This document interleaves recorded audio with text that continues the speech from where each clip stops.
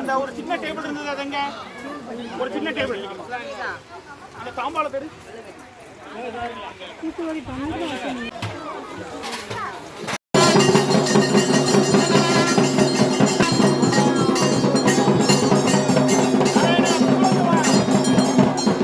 புண்ணிய தீர்த்தம் நதி தீரத்திலே நீராடுவதிலே இருக்கு அப்படின்னு நம்முடைய ரிஷிகள் எல்லாமே முன்னோர்கள் எல்லாமே பெரியவர்கள் எல்லாமே சொல்லி வைத்திருக்கிறார்கள். அப்போது நதி அப்படின்னாலே நமக்கு ஒரு புண்ணியத்தை ஒரு பாவத்தை போக்கி புண்ணியத்தை கொடுக்கக்கூடிய அந்த நதி கங்கா யமுனா சரஸ்வதி பிரசித்தமாக இருக்கு. அப்போ எல்லாரும் போய் கங்கையில் போய் நீராடி நம்முடைய பாவத்தை எல்லாம் போக்கி இந்த ஜன்மாவை நம்ம லட்சியமாக்கணும் அப்படின்னு சொல்லிட்டு பெரிய பெரிய முன்னோர்கள் ரிஷிகள் எல்லா நூல்களையும் சொல்லியிருக்கு. அப்போ நம்ம என்ன பண்ணுறோம், இங்கேருந்து காஷி யாத்திரை போகிறோம், கங்காவில் போய் தரிசனம் பண்ணுறோம், கங்கா நதியில் தீர்த்தம் ஆடுறோம். அப்போது நமக்கு ஒரு கேள்வி வருது, அப்போது பாரத தேசத்தில் உள்ள மக்கள் எல்லாமே கங்கா நதிக்கு போய் தன்னை புண்ணியமாக்கிக்கிறா அப்படின்னா அந்த கங்கா நதி எப்படி புண்ணியமாறுது அப்படின்னு ஒரு கேள்வி வருது. அப்போது அவன் ஆலோசனை பண்ணுறா, அந்த 3 நதிகளும் ஆலோசனை பண்ணுறா. பாரத தேசத்தில் உள்ள உலகத்தில் உள்ள எல்லா மக்களுமே நம்மகிட்ட இந்த நம்முடைய பாவங்களை போக்கிக்கிறாளே அந்த சக்தி நமக்கு இருக்கே, அவளுடைய பாவங்கள் எல்லாமே நமக்கு சேர்ந்துருக்கே ஒரு பக்கம், நம்ம என்ன செய்யலாம் அப்படின்னு யோசிக்கும் போதும் வியாச மகரிஷி அப்படிங்கிறவர் நம்முடைய தாமிரபரணி நதியில் நீராடி மோட்சம் அடைஞ்சிருக்கார் அப்படிங்கிறத அவள் கேள்விப்படுறான்.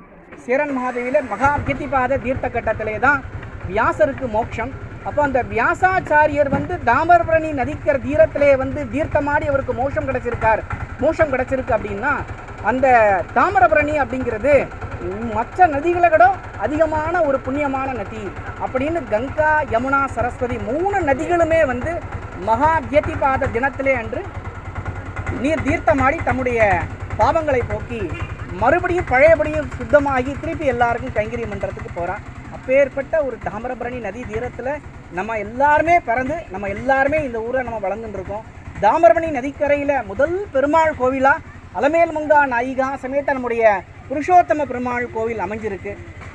உற்பத்தி ஸ்தானத்தில் இருந்து நதியில் ஒரு சாகரத்தில் சங்கமிக்கக்கூடிய இடம் வரைக்கும் பார்த்தீங்கன்னா அநேகமான சிவ ஆலயங்களும் அநேகமான விஷ்ணு ஆலயங்களும் அமைச்சிருக்கார். அதில் இந்த முதல் விஷ்ணு ஆலயம் அப்படின்னு நம்ம சொன்னோம் அப்படின்னாக்க இந்த நம்முடைய அலமேல் மங்கா நாயிகா சமேத புருஷோத்தம பெருமாள் கோவில். சித்ரா வைகானச ஆகமத்திலே இந்த பெருமாளுக்கு எப்படி பிரதிஷ்டையாகி எப்படி பூஜை பண்ணணும் அப்படிங்கிறத எல்லாத்தையுமே நியமனம் பண்ணி பல நூற்றாண்டுகளுக்கு முன்னமேயே பெருமாளை பிரதிஷ்டை பண்ணி வைகானச மகாசாஸ்திரத்தின்படி திருவாராதனங்கள் எல்லாமே நடந்துருக்கு. பிரம்மோற்சவம் அப்படின்னு ஒன்று எல்லா கோவில்லையும் பிரம்மோற்சவம்னு ஒன்று. எப்படின்னு கேட்டேன்னா பிரம்மன் அந்தந்த கோவிலில் அந்தந்த யுகங்களில் உற்சவம் நடத்தி வைக்கிறதா ஐதீகம்.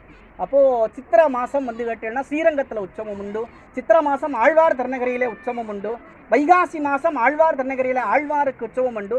அப்போ அதற்கு எல்லாமே பிரம்மோற்சவம்னு பேர்.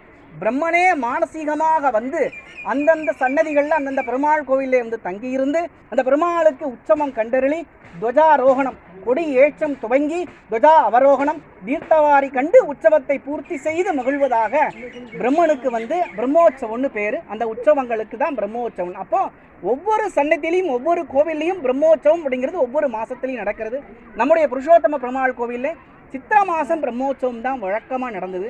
அது ஒரு 50-60 காலத்திற்கு 60 ஆண்டுகளுக்கு முன்னாடி சித்ரா பௌர்ணமி அன்னைக்கு இன்றைக்கு அந்த தீர்த்தவாரி வர்ற மாதிரி 10 நாளைக்கு 11 நாளைக்கு முன்னாமையே கொடியேறி அன்றையிலிருந்து ஒவ்வொரு வாகனங்கள் காலையில் பெருமாள் புறப்பாடு, சாயந்தரம் பெருமாள் புறப்பாடு, 5ஆம் நாள் அன்னைக்கு கருட சேர்வை கருட வாகனம் புறப்பாடு எல்லாம் நடந்து இந்த சித்ரா பௌர்ணமியான என்ற புண்ணியமான இந்த தினத்திலே தான் தீர்த்தவாரி நடக்கும். அப்போது 60 ஆண்டுகளாக்கு முன்னாடி ஏதோ ஒரு காலதேச வர்த்தமானம் ராஜாங்க காரியம் ஏதோ ஒரு காரியமாக அதை விட்டு போனது. இன்றைக்கு சித்ரா பௌர்ணமி அப்படிங்கிற இந்த நன்னாளிலே தீர்த்தவாரி அப்படிங்கிற அந்த உற்சவமாக இந்த அர்ச்சகர் சுவாமி பாலாஜி சுவாமி புருஷோத்தம சுவாமியினுடைய பெரும் முயற்சினாலே இன்றைக்கு உங்களுடைய ஊர் மக்களுடைய முயற்சியினாலேயும் எல்லாருடைய சங்கல்பத்தினாலையும் நமக்கு புண்ணியம் நம்ம பண்ணியிருக்கோம்.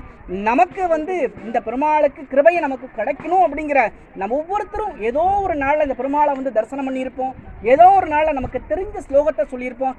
அதனுடைய பலனா இன்னைக்கு இந்த பெருமாள் நமக்கு இந்த உற்சவத்தை நடத்தி நமக்கு கிருபை பண்ணணும் அப்படின்னு சொல்லி இந்த உற்சவத்தை நடத்தின்னு இருக்கார். சித்ரா பௌர்ணமி உற்சவம் மேலும் மேலும் வருஷம் நம்ம நடக்கணும். நம்ம எல்லாருமா சேர்ந்து நம்ம இந்த கோவிலுக்கு ஆதரவு கொடுத்து இந்த உற்சவத்தை 10 நாள் உற்சவமாக நடத்தணும் அப்படிங்கிறத பிரார்த்தனை பண்ணிட்டு எல்லாரும் இந்த உற்சவத்தில் தீர்த்தம் ஆடணும். பெருமாள் தீர்த்தம் ஆடும் போதும் நம்மளும் சேர்ந்து தீர்த்தம் ஆடணும்.